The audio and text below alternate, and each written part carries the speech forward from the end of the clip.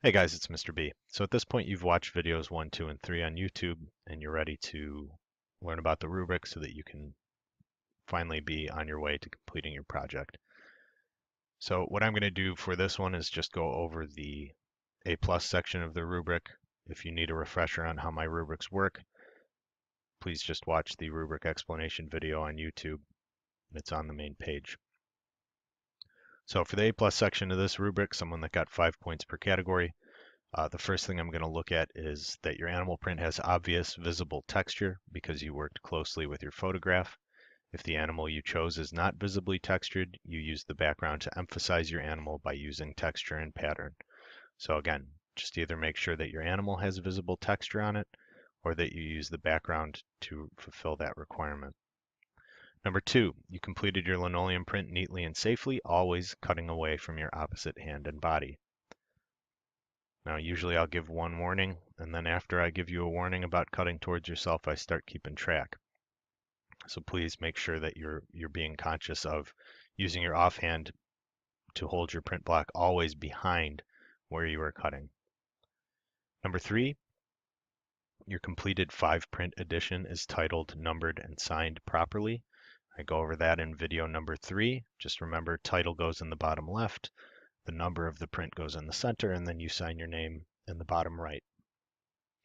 Number 4, your ink was applied properly, not too thick or too thin, so that flat areas are solidly inked colored and the cut areas are paper colored. I cover a lot about common inking mistakes at the end of video number 3, so just make sure that you're putting the right amount of ink on your print block before you print. Number 5, all prints are centered, clean, and free from ink or smudges on the border. Each of your prints is done with a different color of ink and a different color of paper. That one's pretty self-explanatory. Just take good care of your prints and make sure that you're switching ink and paper colors every time. Number 6, your 4 color prints, and that's not the black and white one that you make for my booklet, are glued down to the paper cleanly and completely. We have glue sticks for this. You just need to make sure everything's glued down well without a bunch of glue stains around it. And then number 7, the last category, you gave your best effort and used your class time well for this assignment. So if you do all those things and your project descriptions match up with this, then you will have scored yourself an A+. One thing I would like to go over briefly, I'm adding something to every rubric now. At the bottom here, normally I give you your score in this row. I've added another row.